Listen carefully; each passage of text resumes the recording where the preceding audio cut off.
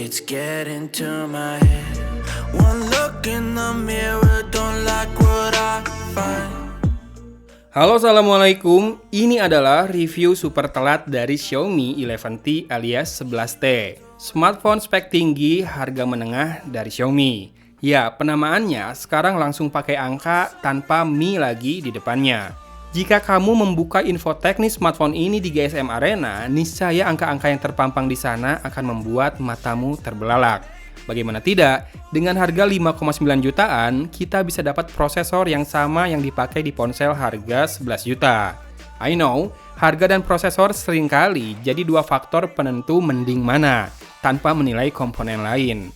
Tidak sepenuhnya salah, tapi tentu kurang bijak jika itu saja yang dibandingkan. Namun memang Xiaomi 11T ini serbawah juga dalam berbagai komponen lain. Misalnya saja layar AMOLED-nya yang punya refresh rate 120Hz, 1 miliar warna, HDR10+, dengan kecerahan maksimal hingga 1000 nits. Plus, sudah dilapisi Gorilla Glass features yang sejauh ini jadi paling mutakhir dari Corning. Desain bodinya juga menawan dengan back cover kaca frosted yang tak mudah kotor. Satu yang saya sangsikan, di GSM Arena disebutkan kalau framenya dari aluminium. Yang saya rasakan, framenya nampak dan terasa seperti polikarbonat. Tidak ada garis antena di sana, dan juga suhunya tidak mengikuti suhu ruang layaknya frame logam di smartphone lain. Bukan masalah besar juga sebetulnya, toh saya selalu pakai dengan softcase bawaannya selama ini. Nah, jangan lupakan bahwa smartphone ini punya kemampuan fast charging 67 watt. Baterai 5000 mAh-nya bisa diisi dengan cepat ya saat diperlukan, atau kalau dengan charger power delivery, kamu bisa isi di 18 watt. Kabar baiknya, meski layar 120Hz dan juga punya always on display, tidak ada lagi masalah battery drain seperti yang saya dulu alami di Poco F3. Nampaknya refresh rate-nya sudah benar-benar adaptif sehingga tak menguras baterai lagi. Dan harga yang tadi saya sebut adalah harga tunggal, di mana Xiaomi 11T di Indonesia saat ini hanya dijual dengan varian RAM 8GB plus storage 256GB. Besar ya? Jadi meski tak punya slot ekspansi memori pun, bagi saya tak masalah sama sekali. SoC-nya sendiri menggunakan MediaTek Dimensity 1200 yang pastinya mendukung jaringan 5G dan dibantu oleh GPU Mali G77 MC9.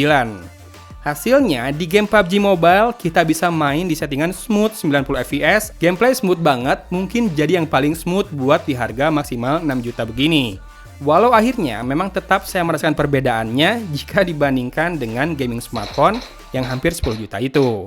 Tapi paling tidak, Xiaomi 11T juga punya stereo loudspeaker, meski tak lagi punya jack audio 3,5 mm. Buat multimedia, sudah sangat enjoyable lah.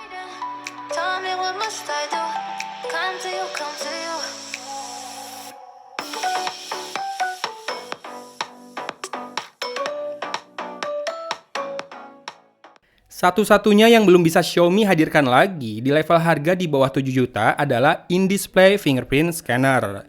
Terakhir, fitur ini hadir di Mi Note 10 series dan juga Poco F2 Pro. Setelah itu, Xiaomi lebih senang menggunakan fingerprint scanner di tombol power di samping, termasuk juga di Xiaomi 11T Pro yang lebih mahal 1 juta rupiah.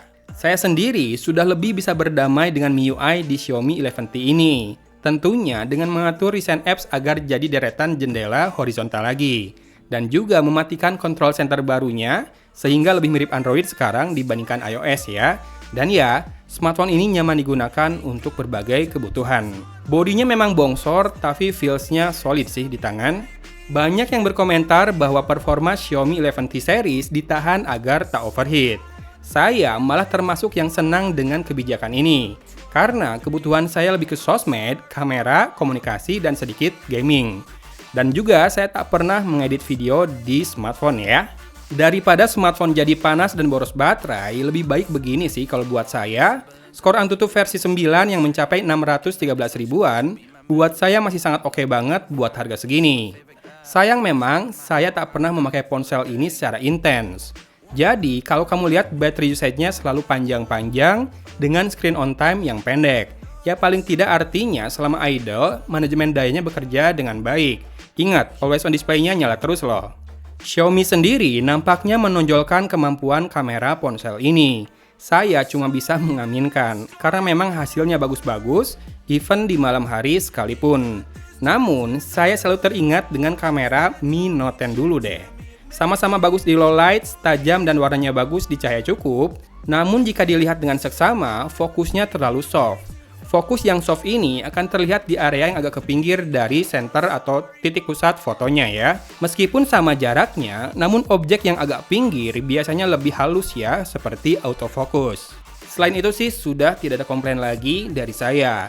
Ini adalah salah satu smartphone 6 juta paling worth the money yang bisa didapatkan di pasaran resmi Indonesia. Stoknya juga mudah didapat, bahkan bisa dibeli sedikit lebih murah dari harga launchingnya.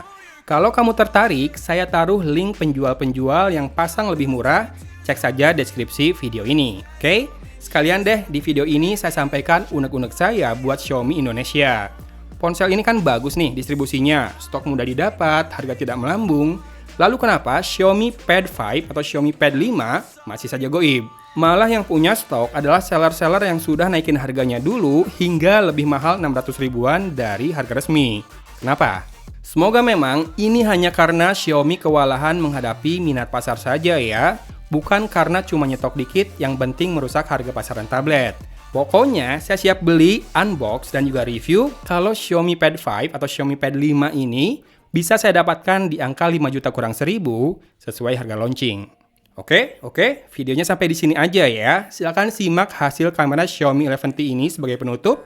Dari Kota Cimahi, Agon pamit undur diri. Wassalamualaikum warahmatullahi wabarakatuh. It's getting to my head. One look in the mirror, don't like what I find. I know that somewhere in there there's a good guy, but he runs away at midnight.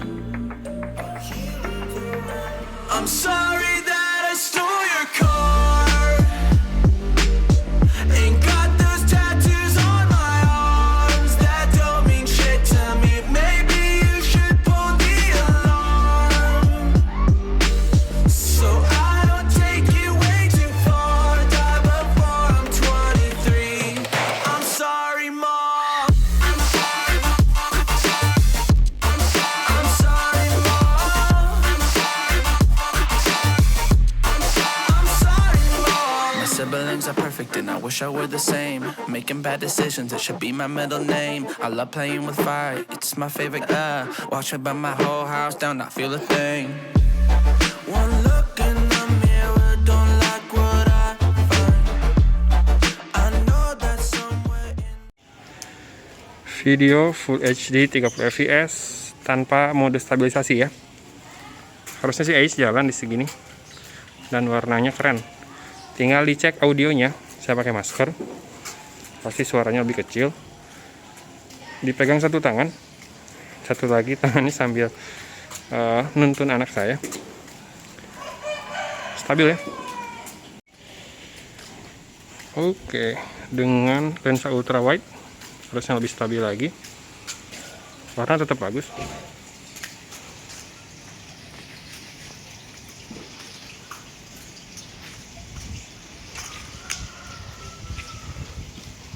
Bisa zoom sampai 1 kali. Harusnya sih pindah ke lensa biasa, lensa utama, lensa wide. Tapi kalau ngelihat warna sih ini masih di ultra wide.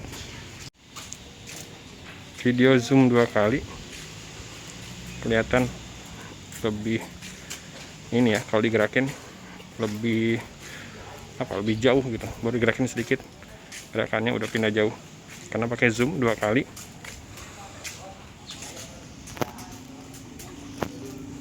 Pindah ke 1 kali. Mode steady video. Kedengeran nggak suara pesawat lewat?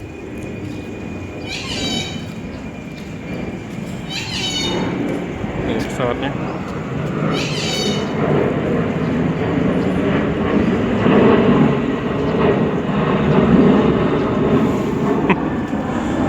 Steady video tentu lebih stabil, kerasa. Dari tadi saya belum ngerekam pakai HDR ya. HDR-nya masih mati ini. Tapi warnanya sudah bagus, kayaknya nggak perlu pakai HDR segala. Toh cahayanya nggak terlalu menantang juga. Video kamera depan nggak harus buka masker, warnanya hidup banget. Tapi memang nggak terlalu natural ya. lively banget buat ngevlog, ini keren. Warnanya tuh kayak jreng banget. Silahkan dicek audionya. Tanpa buka masker juga metering ke kulit wajah udah pas. Stabilisasi dicek aja. Lagi-lagi pakai satu tangan karena sekarang anaknya minta gendong. Warna keren ya. Dek, mau kemana? Ke taman mau apa? Cocokan.